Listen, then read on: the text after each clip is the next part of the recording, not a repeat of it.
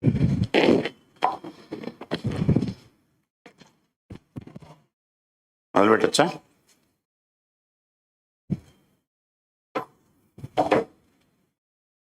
morning, everybody.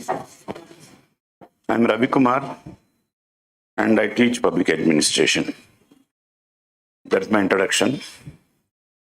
And today I'm supposed to give you some idea as to what optional you should choose. I think that was the basic idea. See, as you know, the UPSC preparation schedule is a very tight schedule. The tight schedule in the sense that how many of you observed the UPSC calendar, the examination calendar? I'll be happy if three of you also come this side yourself, because the pillar is obstructing my view. Come to this side, no problem. You can also come this side, no? Is there any particular facility there?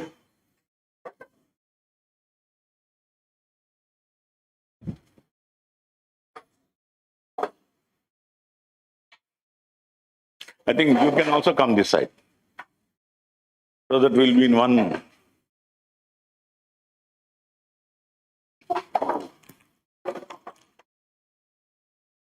See, earlier, the examination pattern was something different. You had two optional subjects.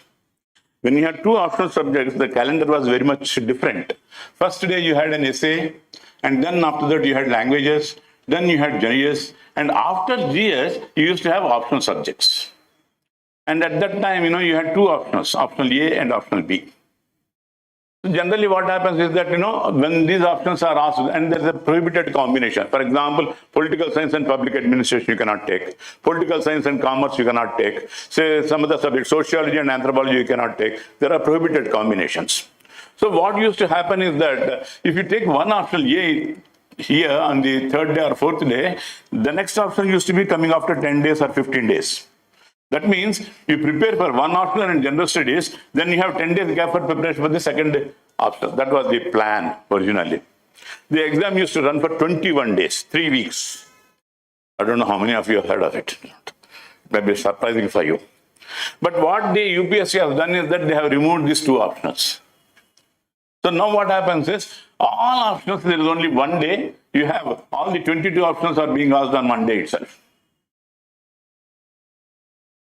That means the time for you to relax and refresh your mind or change your mind from essay writing, general studies language to optional subject, and your preparation or recollection of your concepts, etc., will be very difficult. One day, or you don't even have one day. You will go home by about 4:30 or 5 o'clock, and again by 9:30 you are back in the examination hall. How much time do you have? Yes. And in that time you'll have to sleep. So once this is the situation, what you should do is, you should choose an optional that is easy to remember, and easy to not only to remember, easy to understand.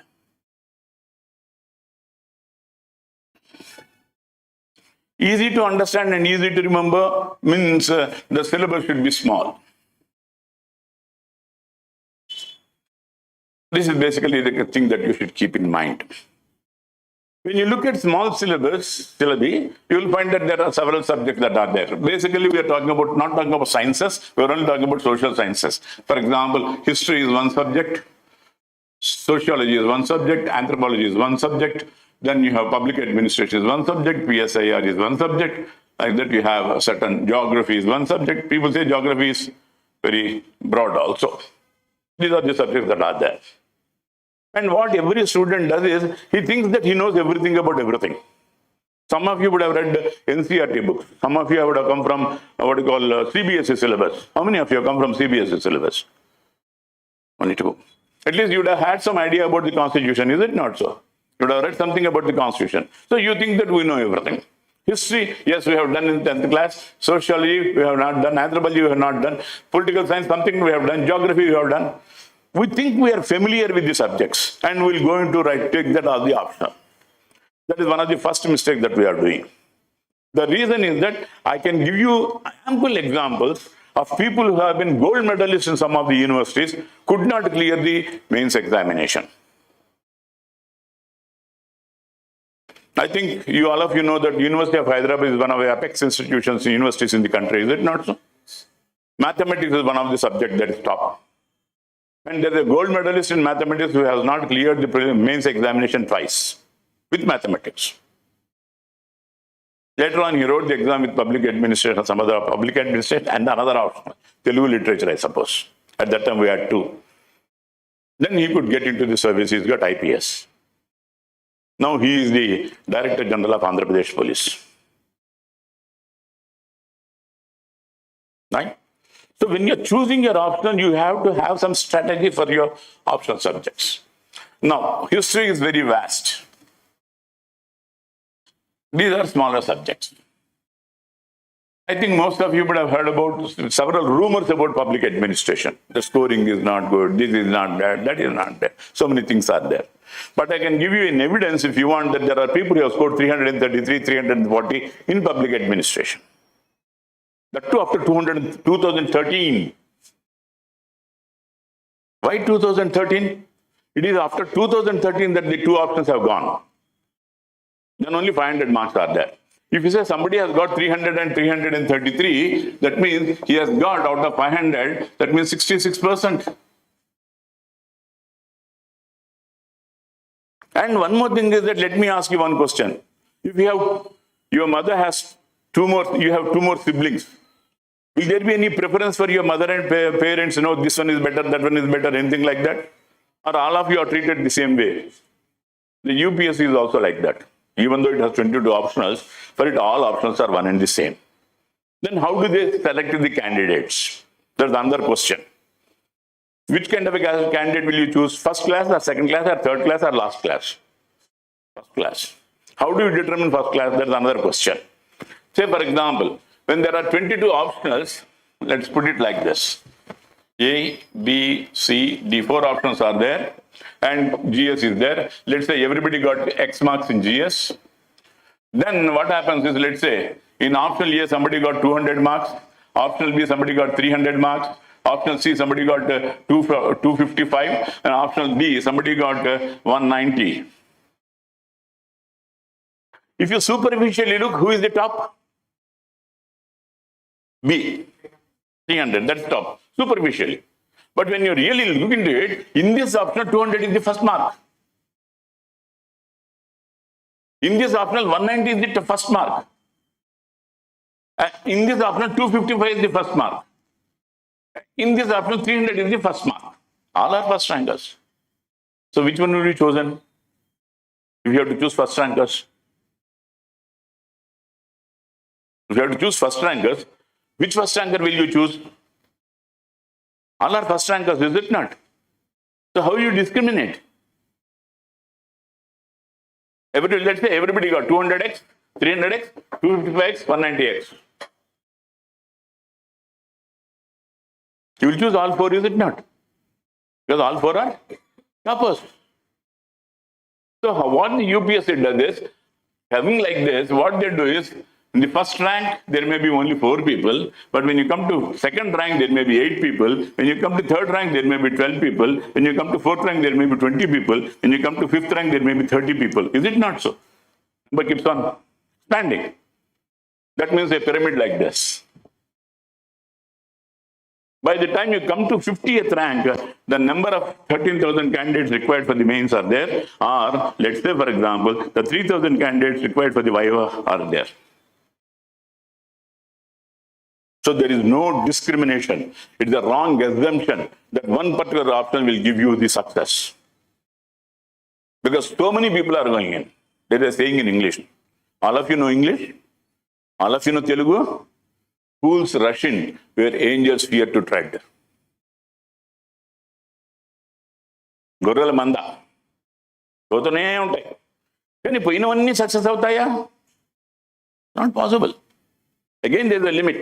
When a teacher is teaching the same thing to everybody, all the 300 people in a classroom, why is it that one person is getting 300 marks and other person is getting only 190 marks? Same class, same examination, same teacher, same material, everything is same. Why is that one person is able to get more and the other person getting less? His efforts, his understanding, his analysis, his presentation, It's creative thinking. So don't be under a misunderstanding that if I take that optional, I am going to be there in the civil services. You can choose any optional. If you have that ability to analyze, examine, and properly prepare and write the answer, if you have the time, inclination, and the mindset, you can choose even medical sciences. How many of you are engineers? All of you are engineers, I suppose. Any social science students? The rest? You can even take medical science also. No problem about it. But if you have the time, if you have the inclination, if you have the mindset, if you have the ability to read and understand the concepts, you can choose that and write. There's no objection. So first thing, the second thing you should remember is that, there is no preference of an optional for this. It apparently seems that there are there. At one time, every Tom, Dick and Harry was taking only the public administration. To such an extent that when the two options were there, the first optional after the general studies used to be public administration, the first day. So many people. Later on, decline. And there was a time when psychology was like that. There was a time when sociology was like that. You would not have heard of the various faculty people who were there. For sociology, there was one faculty called Upendra Gaur. For psychology, there was one faculty called Mukul Pathak in Delhi. Their towers had gone time. Now you find that they have come down. Every optional will have its up, down. That is in the number of candidates appearing. If more number of candidates appear, the average comes down. It becomes more difficult for you to get higher marks. Because all the candidates are listening to the same thing. All the candidates will be writing the same answers. Then how are you going to get more marks? Suppose if I ask a question, 2 plus 2 is 4, and you note that 2 plus 2 is 4, now I give you a test. Now who will get more marks? I ask what is 2 plus 2? You people say 4. Who should I give more marks? Everybody. So there's no point that the number of people choosing an optional will decide the optional. You have to have your own idea, own thinking about it and go for that. Choosing an optional. Next thing what I would like to tell you is that what are the advantages? I teach public administration. It's my baby. I love the subject. I wrote the exam with this subject. At one time, there was no public administration. Public administration was a part of, once it was a part of political science, paper 1, political theory, paper 2, Indian administration. Later on, it was a part of management, paper 1, concepts in management, paper 2, Indian administration. We wrote. Long ago. So always there is a story, is it not? Once upon a time, long ago, the same story. We could not make it. The reason was that there was nobody to tell us what to do, what not to do. There was only one institute in the country which was very popular, Dr. Rao's IAS Study Circle, Delhi. Not RAO, it is IAU. S. Rao, Sankranti Rao. And we did not have that much money. Nowadays, we are paying a lot of money for the coaching. Is it not so? At that time, paying 3,000 rupees or 4,000 rupees was tremendous amount for us, for our families. No coaching, nobody to tell us. Nobody, no elder brother to tell us, this is the service that you should go for, this is what you have to do, this is how you have to prepare. Nobody to tell us. But here we are. We can help you out. Because our experiences will teach you how not to commit mistakes. That is the purpose of this basic idea. Right? Now, the advantages. What are the advantages of choosing this option? If you choose anthropology, like for example, Anthropology has 2 papers, physical anthropology and cultural and socio-cultural anthropology. This everybody is easy, this is very difficult. For doctors also, physical anthropology is a difficult concept. One more disadvantage is that questions in anthropology don't appear in prelims. There is no component in prelims. So if you are preparing for that, what you will have to do is, you will have to start preparation right now or after the mains exam, prelims examination is over. Now look at the calendar of the examination. Say, for example, June 16th was the preliminary examination, and we expect that by at least by July end of July, last week, we'll get the results, or first week of August, we'll get the results. And the main examination will be in the first week of October. How much time is here? August, September, 2 months.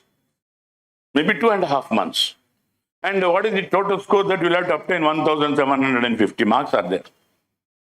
In 2.5 months, if you are starting afresh with a new subject, would it be easy for you? So that is one of the reasons why we always start with the mains come prelims, not prelims come main. Prelims come main is outdated.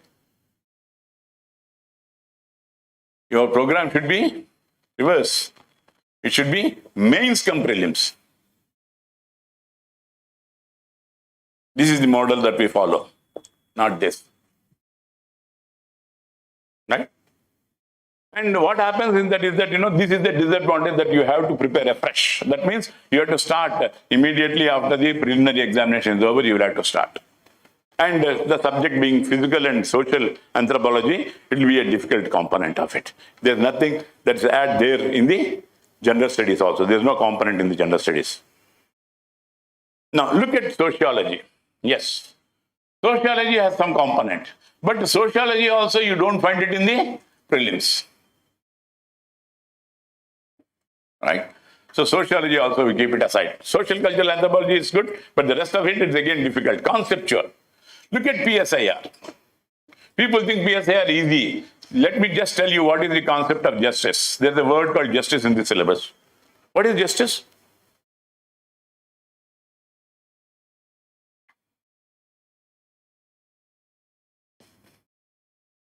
Justice is not easy to define. There is one thinker called John Rawls. He says justice is of 3 types. One, he says, is perfectionism. Other is institutionalism. A third is utilitarianism.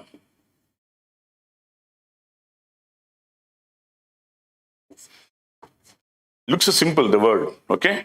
I'm only talking a general concept. If you go social justice, economic justice, political justice, everything is there. The concept is very broad. Now, what is perfectionism? It believes that not everybody is talented. Only few people in the country have talents of doing certain things. Acting, talent, only few people will have. Administration, talent, only few people will have. Sports, only few people will have. Ability to write poetry or whatever, ability few people have. So what it does is, the country's resources, it says, should not be spent on everybody. We should restrict the utilization of the resources only to those people who are talented. That means in a population of 1,000, let's say, for example, you are having 500 rupees to be spent. Don't spend 500 rupees on these 1,000 people. There may be only one person who has got the talent. Spend this 500 rupees on that one person. That fellow will be successful and will get your name. China follows this. A child, if he has got a talent for swimming, he is put in a school where swimming is taught. If that fellow is good in chess, that fellow is put in a school where chess is taught. They don't filter away their resources. That is one of the reasons why at one time in Olympics, you will find that USA was top, then USSR was top, and now you find China is topping the list of gold medalists. Perfectionism. Is it justice or not? You would have seen Mahabharata. How many of you know Mahabharata? Shakuni. What was happening to Shakuni? He was arrested and put in prison. Is it not so? One morsel of their food to Shakuni so that that fellow will survive and take revenge. Perfectionism. Shakuni's father knows that only this fellow is capable of destroying the Kauravas, nobody else. Deliberately chose that fellow and gave that. Sacrificed everybody, only for that person. Perfectionism. Institutionalism, this is another one. Another kind of a justice. What we believe is that institutions are very justified. Whatever the government does is very justified. Do you think whatever the government is doing justified? Is it justice? Have you seen Dangal movie? Who could get entry into the movie very easily? The urban or the rural? Urban people. That means the institution, Sports Authority of India, which is funded by the government of India, it is receiving the money from the government of India, people's money. It is catering only to the elite. How is it justice? Whom should it focus on? Institutions are also not justifiable. Then what is the idea of justice according to Rawls? He says maximum prosperity or maximum benefit for maximum number of people. Maximum benefit for maximum people. That's all. It's just the concept of justice. Like that, there are social equity. Concept of equity is there. Several other concepts are there. Understanding the concepts, and again, you have to discuss the international organizations also. Bretton Woods, World Bank, everything comes under that, PSIR. It seems easy, but no. Syllabus is very small. Look, because only words are there. 1, 2, 3, 4, 5, 6 words are there.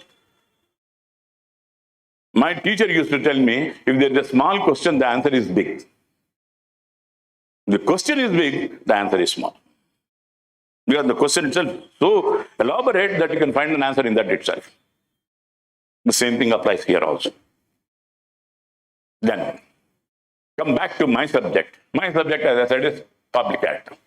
Why should you choose public ad? Maybe I am biased, but bias is necessary. Is it not so? You should take care of yourself. Self-defense. We are being attacked like anything. Public administration scholars are being attacked like anything. The first thing with public ad is that I will say that the syllabus. If you look at the syllabus, paper 1 and paper 2 have 14 and 12 topics. 26 topics are. In these 22 topics, you will find that there are 4 topics which are duplicated in paper 1 as well as in paper 2. For example, there is a topic called financial administration, financial management. Both are one and the same. There is one topic called personal administration in paper 1, civil services in India in paper 2. Civil service in India deals with recruitment, training, promotion, categorization, service conditions of civil servants in India. Personal administration, how is it done? That is what is discussed in personal administration. So when you are preparing for personal administration, automatically you have done your civil services in India also. When you have done your financial administration, concepts of budget, how types of budget, how the budgets are implemented, what is the purpose of budget, what is use of budget, etc. And then you have financial management in paper 2. Control of Indian expenditure. How Indian expenditure is controlled. For example, parliamentary committees are there. Parliament Component Accountant General is there. So many other mechanisms are there to control the financial expenditure. That is there, duplication. Then another topic is there. Techniques of it. Administrative improvement, techniques.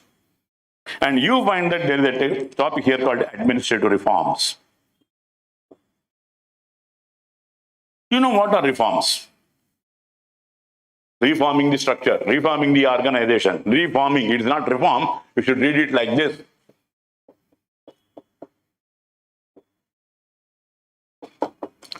Repair. Reform means existing form is not suitable, therefore reforming it. Repair means pair is broken, I am pairing it back. Completion. So when you talk of administrative reforms, for example, your DBT, direct benefit transfer, is an administrative reform. Instead of hard currency, when you are using digital currency, there is a reform in economy. Right? So reforms, and how these reforms can be carried out, or how to identify the reforms. There are techniques here. For example, MIS, Management Information Systems, PERT, Program Evaluation Review Technique, CPM, Critical Path Method. Like that, there are some techniques of administrative improvement. Work study. Most of you are engineers, you would have got some idea about all this. These are techniques, these are concepts. Both are there. Then there is another topic in one, development administration. This development administration automatically forms a part of your economy also, economic paper, economic concepts. Now come back to paper 2 in Indian administration. There is one topic which says union government and state government. What is the difference between union government and state government? Any idea?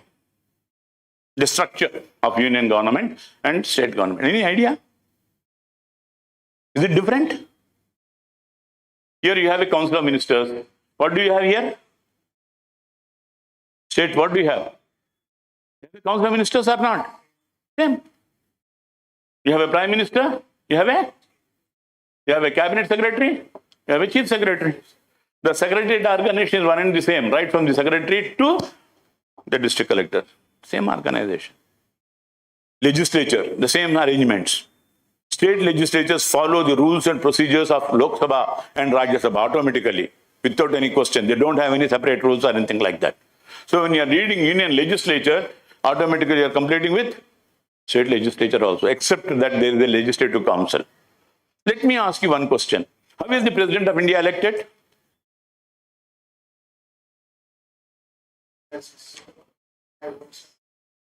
Please. Is it only Rajya Sabha? What is the electoral college of President of India? Yes? Why is that legislative councillors are not included? Simple. This is the concept. See?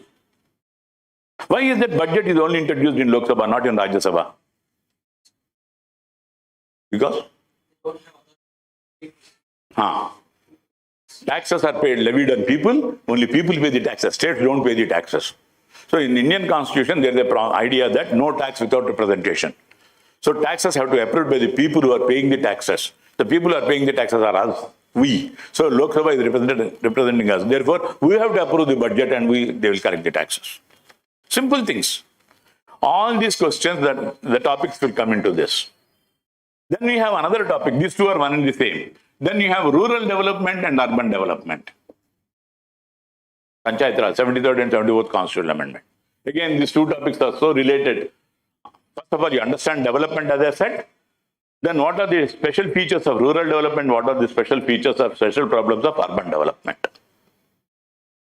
That means 4 plus 2, 6. Out of the 26 topics that are there, you have done with 6 topics right away. That means original topics are only 20 topics. Now look at the advantage that comes out of it, another area. I said development administration comes in economic paper. This also comes public sector undertakings. They also come under economy. Public sector units are a mechanism of controlling industry. They are a mechanism of governmentality. If public sector decides a policy, other countries, other organizations, industries also would follow the policy. Regulatory authorities, for example, IRDA, SEBI, PFRDA, Gas Authority of India Limited, GAIL. All these are regulatory bodies. SEBI, did I mention SEBI? Yes. All these are regulated by government. They implement the policy of the government. Government forms the policy, they implement the policy. So all these come into the public administration. These are the concepts of good governance and e-government, whatever we are talking of today. They are included in this. They come into this. That means when you prepare for public administration, 2 things are happening. One thing is that in the preliminary examination, you will find that at least 20 to 21 questions come from polity, which can be better answered when you complete your public administration. How many of you seen the couple of days back, the prelims question paper? Some of you would have seen it, about Speaker of Lok Sabha and all. And one question was there on Speaker of Lok Sabha, right? Does he have a right to speak? Can he chair? Can he chair the session when he is being removed? Does he have a right to vote? I think there was a question, first instance or something like that. And people have answered saying that he has a right to vote in the second instance, not at the first instance. Whether you are voting at the first instance or second instance, first thing is you are violating the principles of natural justice. Natural justice says that no person can be a judge in his own case. We cannot condemn a person without allowing him to getting given an opportunity to express himself. Right? That means if you are removing the speaker, you should give him an opportunity to speak why he should not be removed. Just like I am telling you why you should choose public administration, why you should not choose any other subject. I should be given an opportunity, is it not so? Like that, everybody should be given. So speaker has a right to speak. But speaker does not have a right to vote. Not in the first instance, not in the second instance. Second instance is basically a casting vote scenario. Casting vote comes only when there is a tie. Right? And when speaker votes, where will he vote? Will he vote for his removal? Or he will vote for his retention? Will be biased, is it not? He will vote for his retention. That means he is not doing the right thing. He is violating the principles of natural justice. So at the first instance or second instance, he does not have a right to vote. Casting vote comes only when there is a tie between the ruling party and the opposition party. Does the ruling party move a no confidence motion on the speaker? In a couple of days, you will be seeing how the speaker is being elected. Who do you think will be the speaker? A person from India or a person from NDA? Why? Ruling party. So will the ruling party ask for removal of speaker by means of a no confidence motion? If they want to remove, what will they say? Speaker, you please go to Om Birla will be the speaker. That's all. You can change the speaker any moment because you are in the majority. Do you think that the opposition party has a right, has the capacity to reach to the level of the ruling party to come out with a casting situation? No, it doesn't. So that does not even happen. Second instance does not even occur. But people have said that, this is what happens. Conceptual understanding is very much necessary. Questions at the prelims are not being asked on facts. Questions in prelims are also being asked on conceptual understanding.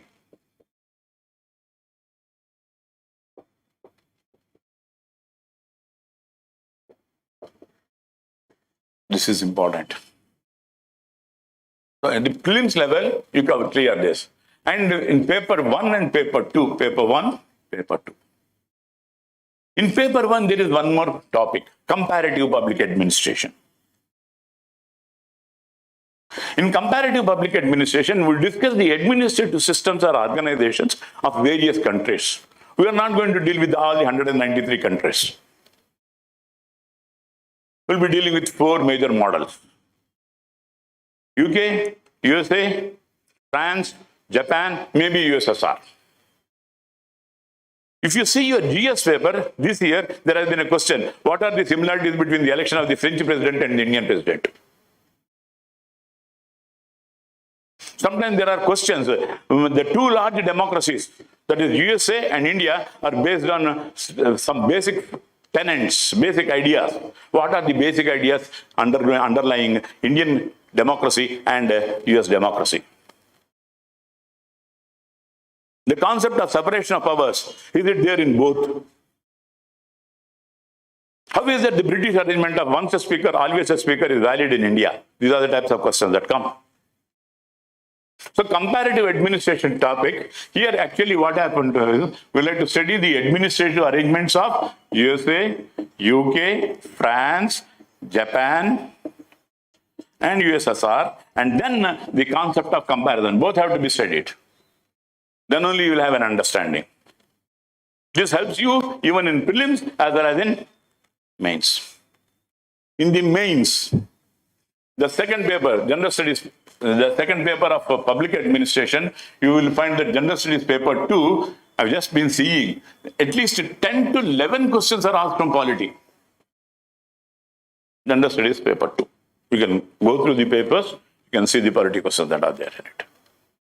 So once you start your preparation for public administration, you are at an advantage, not at a disadvantage. The advantage is that you have completed the segment of your prelims component, you have completed the segment of your GS paper 2 component in polity, including governance and everything.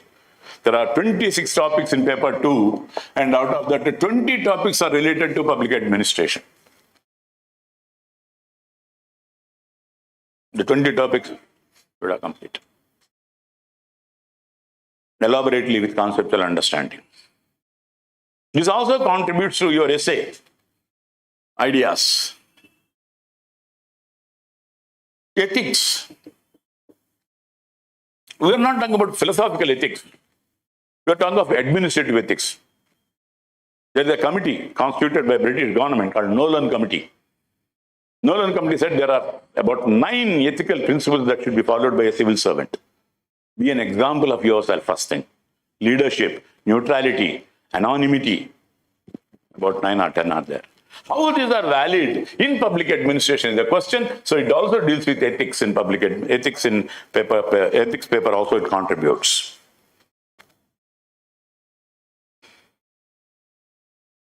Right. Then your preparation. By the time I said that time is only 2 months for the mains examination preparation. Is it not so?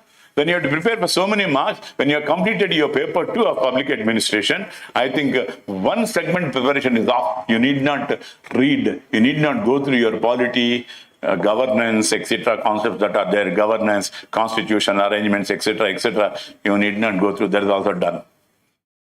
That means if there are 7 or 8 segments, one segment is you have already done. You have time for only 7 segments, not 8. You can save your time on it. This is what basically are the advantages, I would say, of taking public administration. I don't think any other option can offer you this many advantages. Okay, any questions, anything you want to ask me? Then one more thing. What is administration? Anybody have an idea? Organizing. Organizing? Organizing in a proper way. We simply say organizing and use of men and materials. That is administration. Organizing and use of men and materials. Right man at the right job. That is one of the basic principles of F.W. Taylor. Choose the right man, select who is suitable for that particular job. Select only that. Everybody. Why not? Oh, I'm sorry. You are a feminist, I suppose. I would say, not men, I would say, are you happy? Persons and material. Right? Sometimes women are better. They have a lot of patience. So primary teacher's position should be given only to teachers, women. Which job is easy thing? Teaching people like you or teaching kids who come for the school for the first time? Which is easy? Teaching kids. Teaching is easy. And what are the salaries that are paid? Who gets more? The university professor or the primary teacher? We have reversed policies. As a matter of fact, it is the primary teacher, because she has to take the attendance for 45 minutes. She has to bring discipline into the class. And every time when you do a mistake, when you are an adult and do a mistake, what does your teacher say? Your fundamentals are very bad. Who gives you the fundamentals? The primary teacher. The blame is on the primary teacher. And the salary is given is very less. What we call distorted conception of education.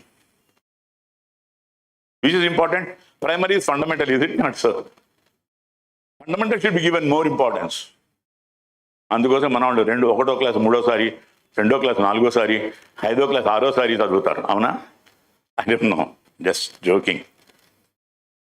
But basically there are some distorted priorities. Right?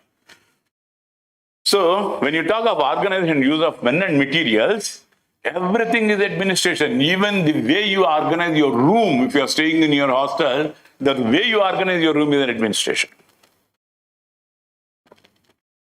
If you go into a kitchen, do you ever go into a kitchen, your mother's kitchen?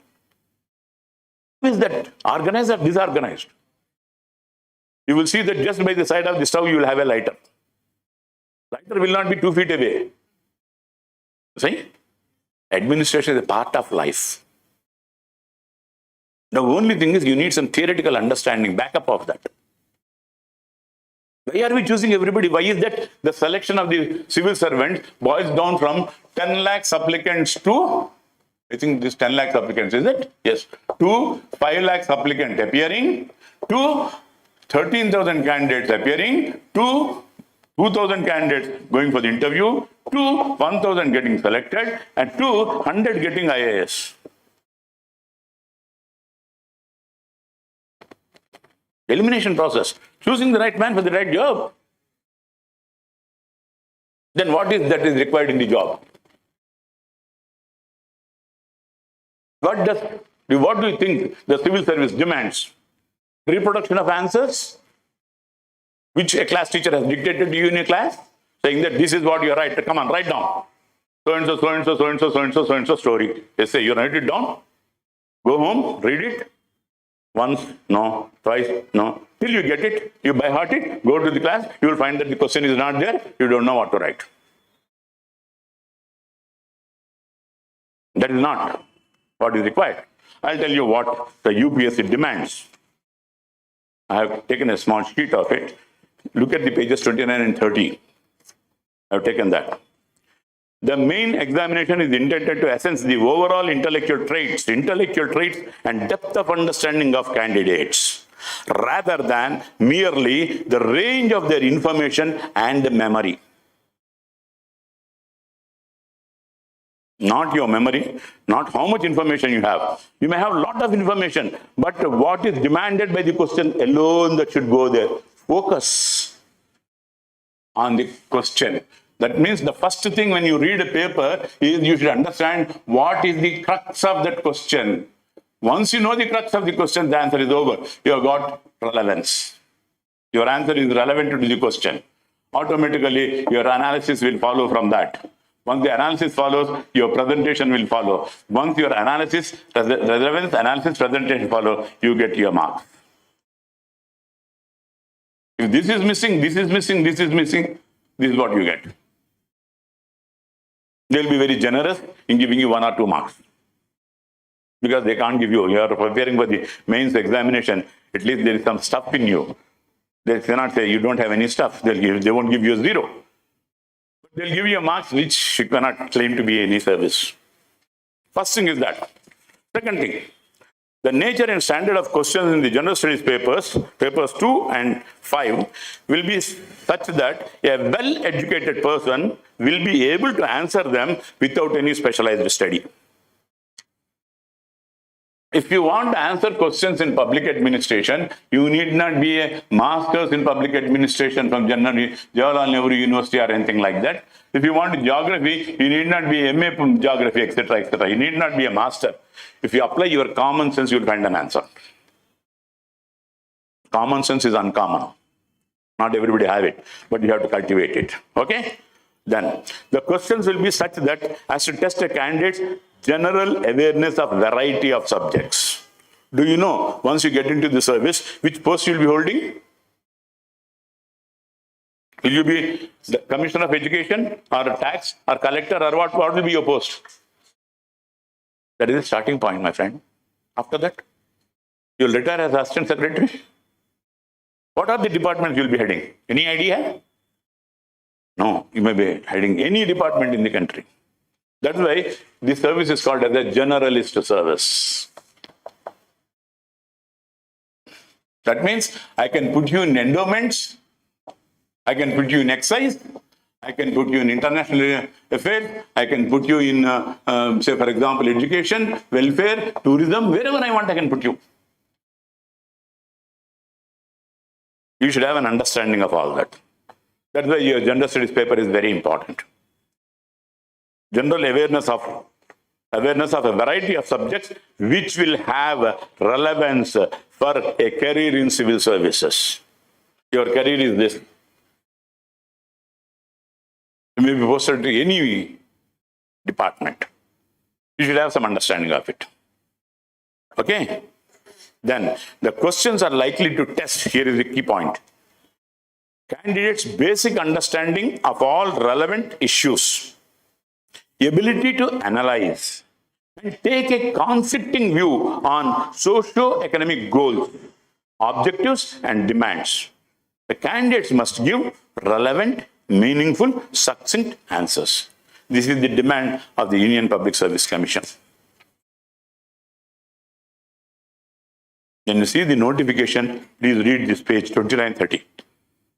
I know most of you, what you will do is you will see what is the pay, what is the last date, how much should I pay, what is my category, and apply. How many attempts I have? Nothing beyond. But read the notification.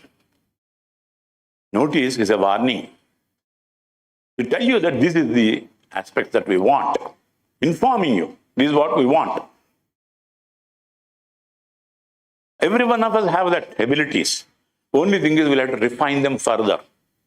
That's what we will try to do in this program of civil services coaching. And I don't say that you don't have analytical abilities. You have analytical abilities. You write very precisely also.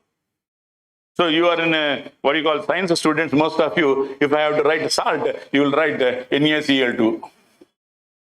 Or most of you are digitally very aware. Is it not so?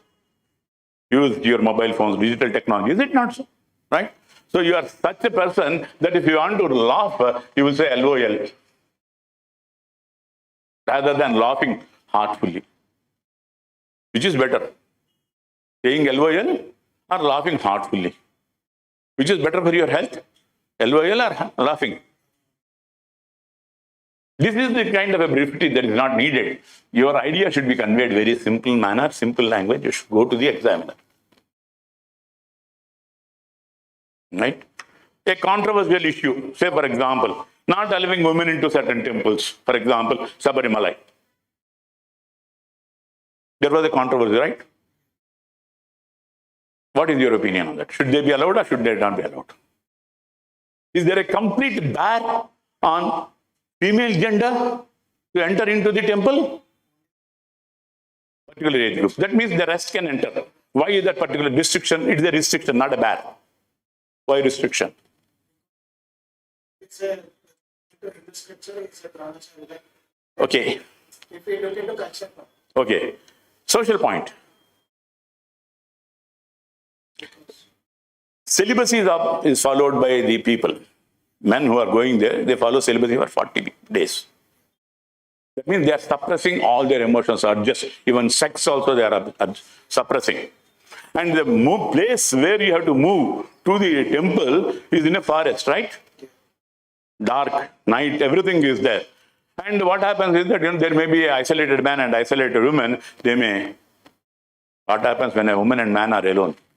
Everybody can guess. So there is a restriction.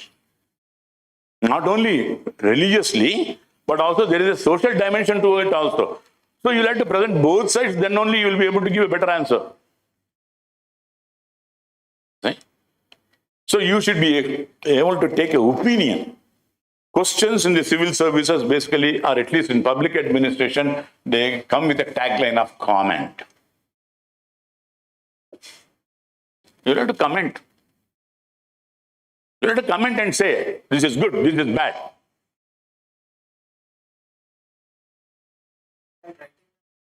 Can we give our opinion on our basis? No, don't say that this is my opinion. You say that a general opinion is prevalent like this.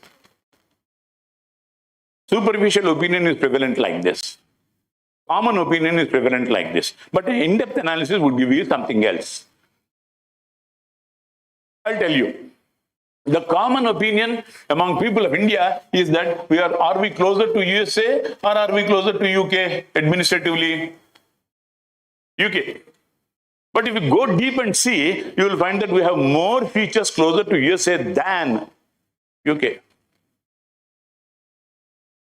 Karl Marx said, if everything you see is the essence of things, there is no need for any further study.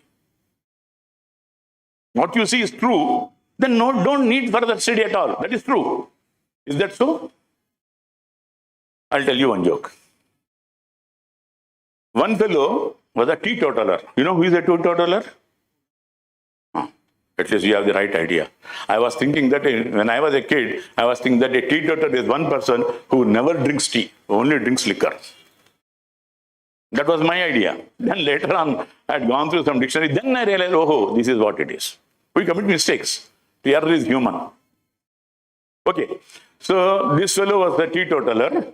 But one day he had a car and he parked the car near a liquor shop and went for some other work. He could not return that day. And the lady in the nearby house, she said, you are a drunkard. I saw your car yesterday by the side of the liquor shop. Then this fellow said, no man, I am not a drunkard. It is accident that I left it there and I went away. So she did not listen. So you know what this fellow did? Next night, he left the car nearby her, by her house side and went away. So what does that mean? That means that he has been with her every day, every night. Does it mean so? You see? Everything what you see is not right. Your eye is the object that deceives you, number one. The first object in the human organ that deceives you is eye. Tell me why? What is the image that is formed on your retina? Inverted or straight? You have forgotten your science? Inverted image. Is the world inverted or straight? Which is deceiving you? You're right. It gives you an inverted image. It is the optical lobe of the brain that corrects it and says this is the right image. So don't trust what your eyes say. Examine deeper, further into and find out what is the truth. Truth alone triumphs only when it is investigated. Otherwise, truth will not triumph. Truth will not succeed. You have a slogan, Satyameva Jayate, only when you examine it further. Otherwise, no. That's why most cases are a failures. You don't go deeper. You find a solution, you think that that is the solution and say, yes, fine. That's the problem. Right? So, if you go deeper, you will find that USA has a written constitution, USA is federal, USA has fundamental rights, USA has separation of powers, USA has judicial independence, etc., judicial review, etc., UK, except that we are following the parliamentary form of government, nothing else. We are not at all closer to British administration. If there is a choice for you to go to USA or UK, which one you prefer? USA. More closer there. Not to UK. See? So this is what it is about. So I would suggest that you have an advantage in choosing public administration as an option. Two birds at one shot. Your GS and your optional. Both can be carried out in one single go. At least half of your GS paper, one paper of GS. Done. Disadvantage, I don't think any other option has. Any questions, anything you want to ask me about? See, we teachers have a occupational psychosis. Whenever there's a small group also, sometimes I was telling my colleague, sometimes when no student is there, even when my children, my wife and other people are there, I start lecturing. So even though it's a small group, it's my occupational psychosis. I'll go on a monologue. If you have any questions, you can ask me. You had raised your hand. Yeah. I'll tell you, if you have a tendency to memorize something and reproduce something, and you don't have analytical abilities, no, you are not fit. Because no question in the public administration means asks you to reproduce anything. No question asks you to reproduction. Every question asks you, what do you think? Right?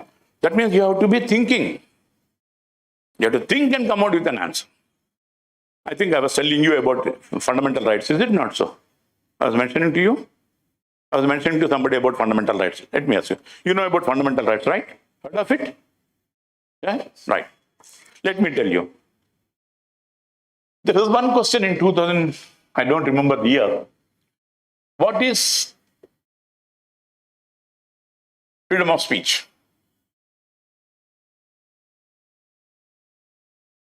One question. Is hate speech also included? Second part. Why films are treated on a separate plane? Special status. Don't say Andhra Pradesh special status, okay? This is the question.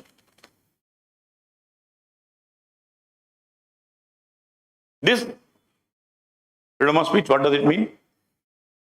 Everybody can speak whatever they want. What about this hate speech?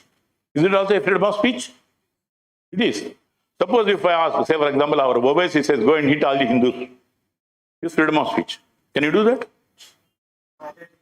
If Hindus say, go and kill all the Muslims, do you have a freedom of speech? What is that? Is it permitted? No. We know that. Now what is this? You always see films. How is it related to freedom of speech? Every producer, every film director, every actor has got his right to freedom of speech. A producer is producing a film according to his freedom of speech. But what is the special significance of special status for that? You have a censor board. The first shot that comes on a film is censor certificate. The film is such that it contains certain scenes or certain dialogues which may be communally harming, creating disharmony, or violative, obscene, which cannot be even shown, exhibited. Those have to be cut. The reason is that film is an audiovisual media which spreads very fast. Right? We remember many dialogues from the films also. Even repeat them also. Whenever occasion comes. Even a child will do that. So, in that case, such a powerful media has to be restricted. There should be some kind of a certification. That's where you have a censorship. This is the answer that is expected for this part of the question. 15 marks, 5 marks, 5 marks, 5 marks. If you answer these two, you have got only 2/3. If you don't answer this, you have missed it. What is required is this. Now tell me, what is there to remember in this question? Except the idea that freedom of speech is under 19(1). That's all. So understanding the concepts is more important.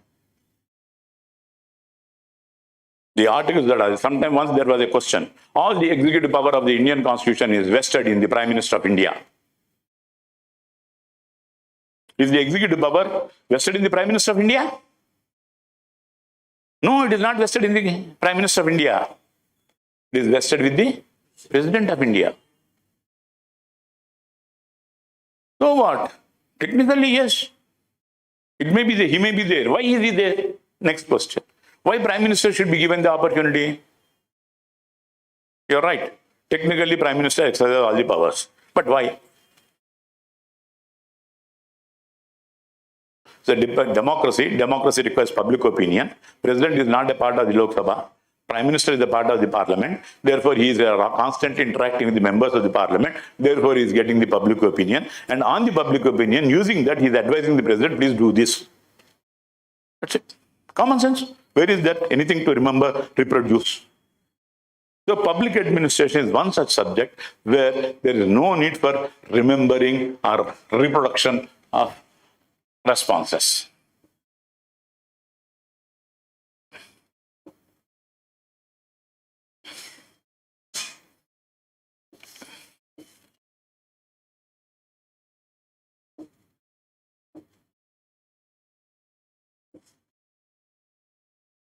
This is the concept.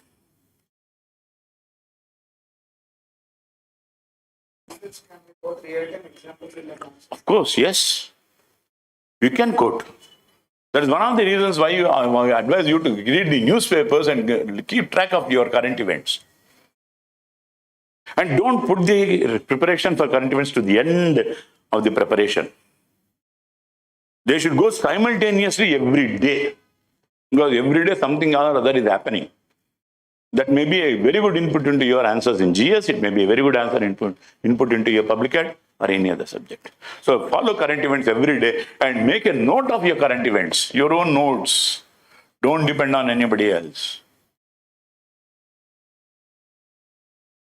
And mark, if you don't have the time, you mark throughout the week, whatever newspaper you're reading, mark it, and Saturday, Sunday, exclusively prepare a brief note of all the current events in a diary. Nowadays, you are getting segmented books, is it not? Different segments are there. So one segment you keep for economy, one segment for geography, one segment for history, one segment for polity, and note it down in that, diary basis. Then whenever you want, you can always refer to, you form a very good input. See, one paper I would suggest is a paper on economy. Something on economy. The rest you can follow Hindu or whatever is that newspaper. But I would say, my preference is Economic Times. ET. Is one paper I would like to follow. Because every aspect has political, economic dimensions. Hindu might give you only one dimension, but Economic Times gives you the political other angles also. Right. Every action that happens has so many other consequences, Every action of the government has political, social, economic, cultural impact. Every impact is there.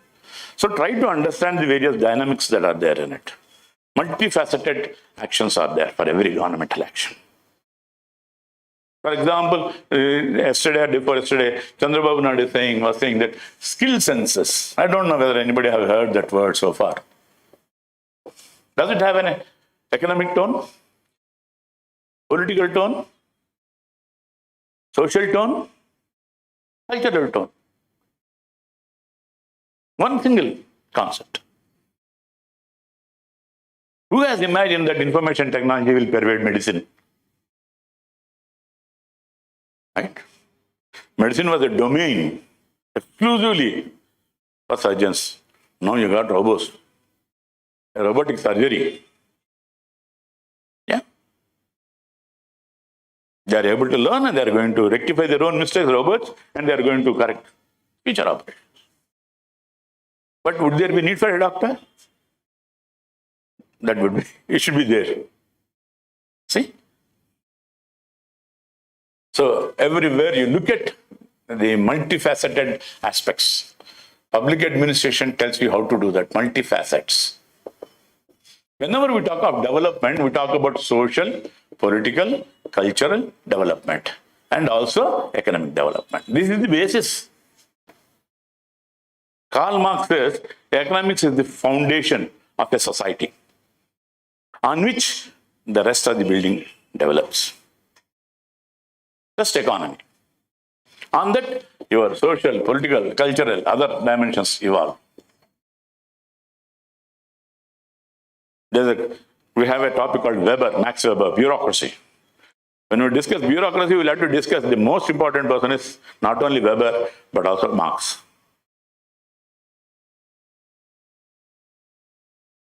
So Marxian perspective is also there. Dialectics. We'll have to understand dialectics also. So public administration is a subject that gives you a variety. Public policy making. Policies have all these dimensions. But why is that government chooses only certain policies? Not everybody. Policy may be very rational. There's a concept called Overton window. What it means is that even though a policy is very rational, we choose a policy that is practical, choose a policy that is populist, choose a policy that is less inexpensive. That is the range. Whatever policy you say, We look at it these three dimensions. Is it populist? Will people vote for me? Is it economical? Less money. And is it practical? Then we accept that policy. So everything goes on like this. So let me tell you, public administration is whatever the government is doing, whatever the government is not doing. There's a thinker called Thomas Guy. He says what the government chooses to do, what the government chooses not to do. Both are public policies. If two people are fighting, if I'm just sitting there and seeing, I'm entertaining myself. If I intervene, if A and B are fighting, and if I go and stop B from hitting the other fellow, I'm encouraging A to hit that fellow. Am I right? Because this fellow I am holding, B I am holding, A is kicking. If I don't do, I'm entertaining myself. If I do something, there it is. Right? Vedavamante kappa kopam, karavamante kappa kopam, vedavamante pamak kopam. Right? How many of you are married? Hey, don't be ashamed. Marriage is something when people who are not married think it's better to be married. And people who are not married think that it's better not to be married. That is such a situation, very peculiar. People on the other side think that is better. People on this side think that is better. You can marry, don't worry. Right? Maybe you'll get a very good wife in the academy itself.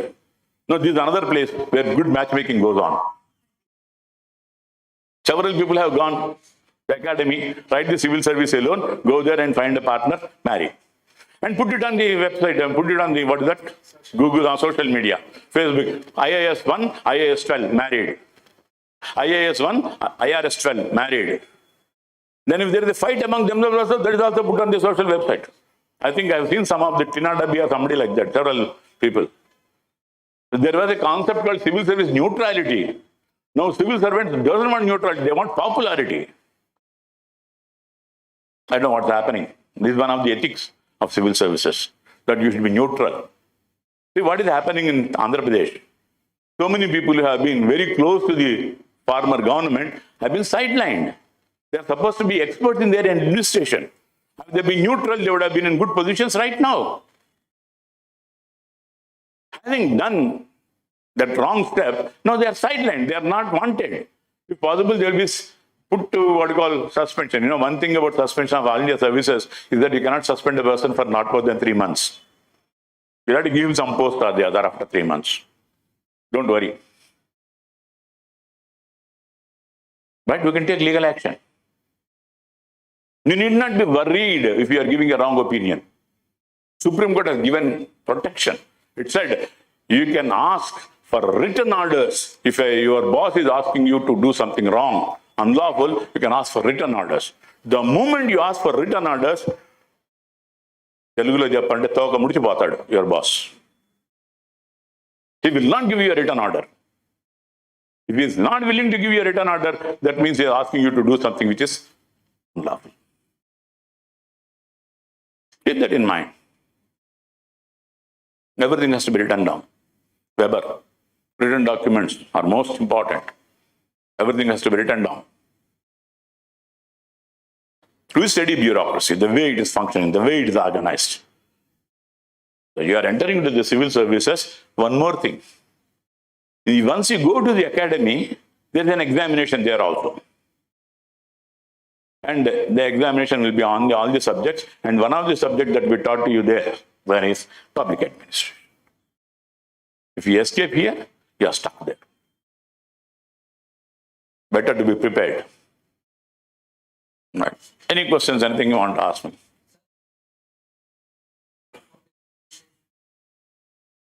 I don't think there are any disadvantages. You are asking a wrong person. Why will I tell you if there are any disadvantages? I am a salesman now. Do you think a medical salesman will tell you what are the side effects of a drug? I am also like that. There are actually no disadvantages. The only thing is, if you are not able to understand the concept, if you misinterpret the question, right? Then comes the problem. Once there was a question asking for the rise of PMO. PMO is Prime Minister's office. But they have written the growth of Prime Minister. Tell me, should we give any marks? Sometimes the questions are seeming to be like that, but if you read the question thoroughly, you will get the right answer. The only thing is, before you start answering the question, you should spend some time reading the question. Reading the question paper. See, I've seen several people. To be frank, to be open with you people, I have been teaching since 87. I've seen several people. What they do is, the moment they see the question paper, they see one word, I know, they start writing. They don't read the rest of the questions. The question is a statement. In the statement, one word is there. That is followed by some other words. You read the question, then you will analyze it properly. So what happens is, I said just now, PMO. They have seen the PM and O. They know office. Instead of writing about Prime Minister Secretary, they wrote simply about the Prime Minister.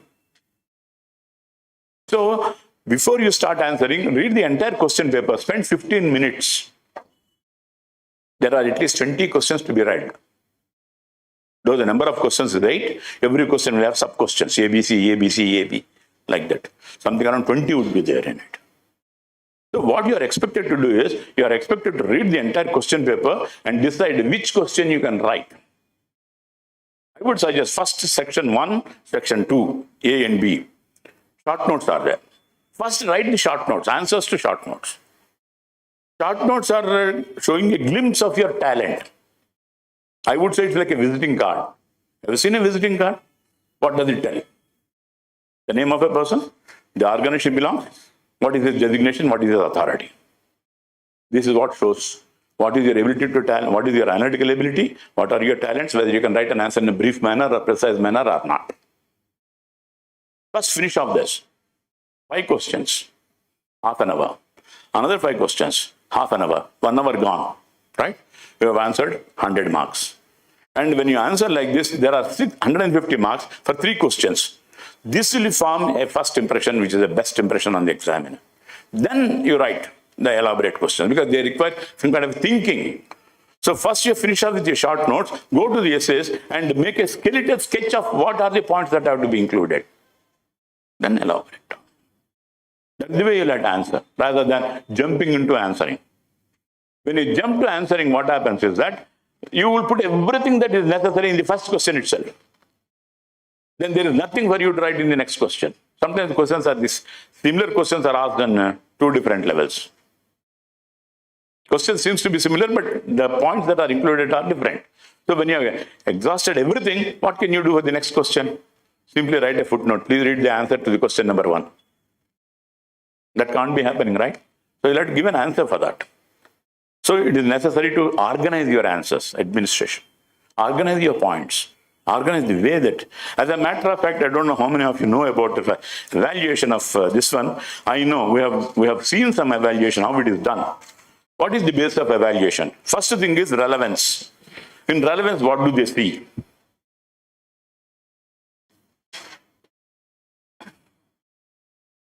First aspect, I said relevance, is it not? Relevance, what do they see? Background. Or focus on the issue. Background to the issue. Focus on the issue. Then, opening remarks.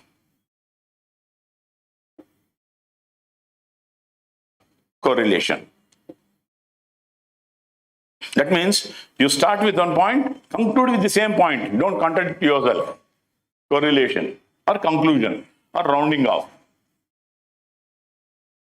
This is what is seen in relevance. Then comes analysis. Connecting concepts.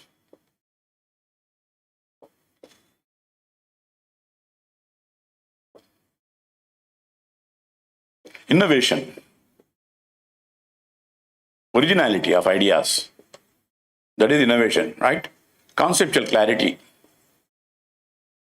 This is what is seen in analysis. Do you have that or not? Presentation.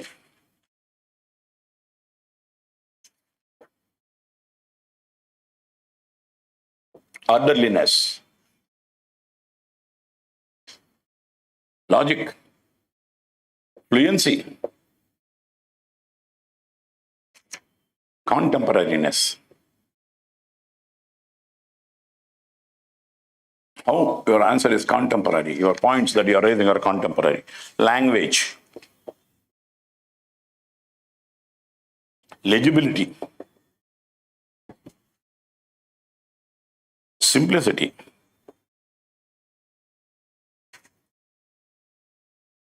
Clarity.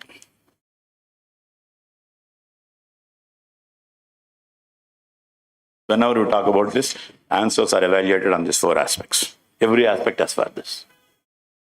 Sometimes people will have, this will do that, that will do this will do that, that will do that. Don't write it, that, etc., etc. If you are writing the same thing again, use the same word. Say, for example, 74th Amendment, you are writing something. First you write 74th Amendment, then that will do this, that will do this, that will do this. Instead of writing that will do this, 74th Amendment will do this. That's what you'll have to write rather than complication. Don't write complex sentences. Simple sentences are enough. The basic idea is you are expressing your thoughts to the other person. You are not in a position to argue and explain to him. If you do something, if I can't understand, you will ask me, sir, explain it further, I will explain it. If you do something and I want you to explain, you will explain it to why you have done that. But can you do that in the UPSC? No, you can't argue with the examiner. So what you'll have to do is you'll have to give your arguments in such a manner that the examiner is very clearly understanding your idea.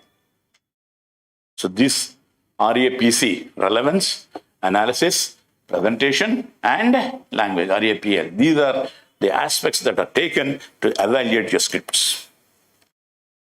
This is why you require writing practice.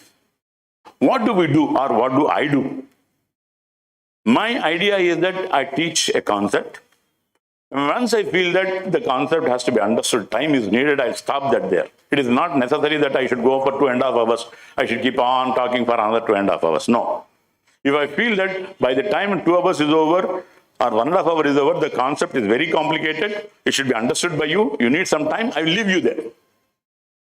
Before I leave you, what I will do is I'll take a previous year's question, tell you how to write an answer. If necessary, I will dictate a model answer, not for you to by heart, mind you. It's only to tell you how to write your opening remarks or closing remarks, what is your focus. These aspects I'll teach you. Then I'll give you an exercise saying that 1 or 2 questions, you pick from that, answer the questions, show them to me, get them corrected and go ahead. That is the strategy I follow for the civil services. That way, right from the day the first class starts, you are starting your preparation for writing answers for the mains examination. That's what I would like to do. That's what is the strategy I usually follow. Any questions, anything you want to ask me? Can we write it way forward when they don't ask? No, you can always see essay is something a long argument. You're writing general essay, right? In general essay, you can always write way forward. There's no issue. You can come out with the suggestions. But make sure that suppose something comes on e-democracy or something like that, don't let the examiner think that you are a student of public administration. General essay is for a layman. Write in a lay terms. Don't use technical jargon of public administration. Otherwise, you can write your answers that way. I don't know how many of you have done anything with public ad or anything like that. I don't know. All of you have voted? Yes. But still, I would like you to read this book, Democracy 80 Questions. This book is a fundamental primer for students for civil services, not only public ad, civil services. Whatever your option, please take this book and read it. It gives you the fundamental aspects of democracy. Democracy 80 Questions. Now, again, I'll ask you, any questions you have?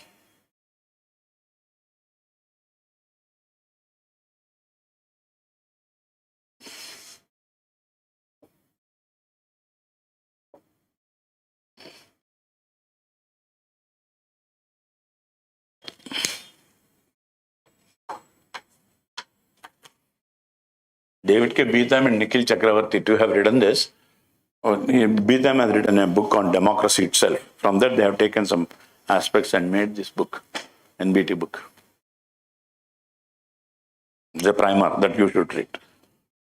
Any questions, anything you want to ask me? Otherwise, I don't know. I have done my bit of sales.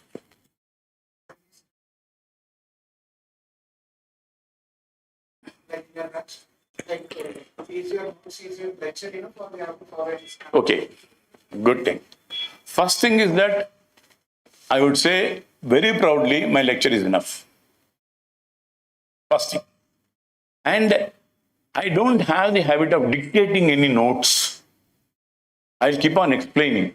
So it's up for you to make out your notes from my dictation, my lecture. Make your notes. Right? Then you read your material or books that are there, and any points that are missing in my lecture or in your notes, you can keep on adding them, supplementing them. That way your your preparation would be comprehensive. Dictation would not be the right way. So explaining the concepts is the job. Once it's done, we tell you what aspects have to be taken into consideration, right? So for example, you are discussing evolution. What I can do is I can give you a tree. So writing from 1887 to, say, for example, 2020-23, I can give you a tree, like in the Vamsa Vriksham. So that, and like that you can do for other things. Basically, everything is interrelated. Every topic is interrelated in the sense, paper 1, first 6 topics, then second 6 topics are related. These two are related in different way. Paper 2 is one, the whole thing is isolated bits of 12. There is no interrelationship except here. We'll discuss that when you go for that. When you go for public administration discussion of topics, we'll go for that. If once you understand the connectivity between various topics, that means for these 6 topics, there is a fundamental idea. For these 6 topics, there's a fundamental idea. And you look at from everything from these 2 fundamental ideas, it becomes easy. For example, this is how to universalize public administration. Is it possible to make it a science? Is it possible to make it universal? Are there any evidences for that? This is what is the basic idea of public administration. What are the conceptual dimensions? That's all. If you keep these 2 done, and we say public administration borrows from so many subjects. It's a multidisciplinary subject. For example, we borrow from psychology, motivation. We borrow from economics, development. We borrow from law. We borrow from political science. We borrow from sociology. When you talk about human relations, psychology. We borrow from everything, It's everything under the sun. Right? Everything is aimed at only one thing. Public interest. Everything is only for the sake of public interest. That's why we go by the idea of public administration, goes by the idea vox populi, vox Dei. Voice of the people is voice of God. That's what we follow. And remember, public administration exists only in democracies. It does not exist in any other country. China doesn't go by this. Never does listen to people. Though there is administration, but it is not public. So wherever there is dictatorship, there is administration, but there is no public space for public opinion. If there is a place for public opinion, then only we say it is public administration. So this is how we define, we understand. We'll go from the basics and go to the complex of public policy.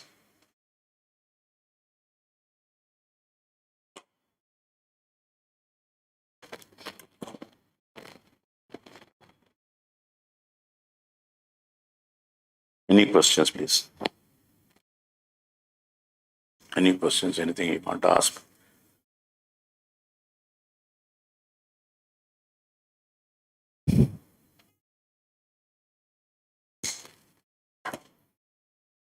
I have nothing more to say.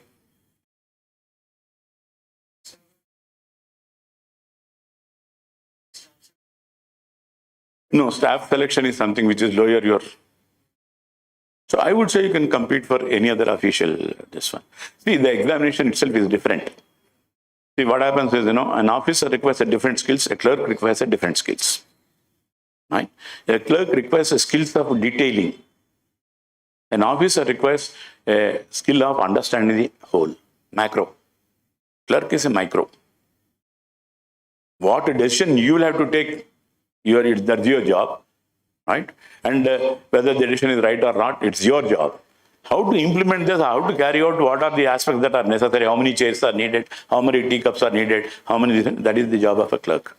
So don't go for that. I would say go for higher level positions, anywhere, whether CDS or whatever it is that you can go for higher positions. And one more thing is that the government has an opinion that the scores that you obtain in the civil services can be given as a reference for entering into public sector and other organizations. They have done that in the recent times. You can always, previously there was no such opportunity. Now you can say you have done your civil services, maybe you got a good score of 1,000, could not clear the interview or something like that. There's an added advantage if you get into a public sector organization. To get into a public sector organization, you can say, I've cleared this, I could not get this. That is also an advantage. Anything else?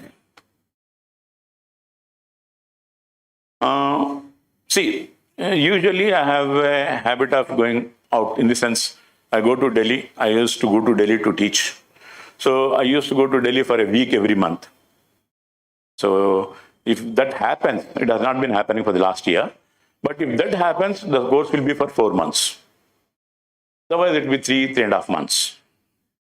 Most probably by October, by the time your mains start, course will be over. Anyway, you are not taking the mains right. So let's say, by the time the mains start, the course will be over.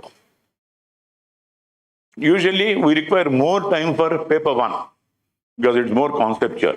Less time for paper 2 because already we have some experience and understanding of paper 2, Indian administration. We are functioning under that. So we know, we have some idea. So it becomes easy to deal with that. Suppose if there are 100 classes, 60 for this, 40 for this. That will be the ratio. Right then, if you have nothing, I'll take your leave. Do I have your permission? Okay then. Thank you. Decide in a rational manner. Rational, not only in rational in the sense, what you call, I said, overturn window, right? Practical. It should be practical, it should be easy, it should be popular. Don't go by the numbers.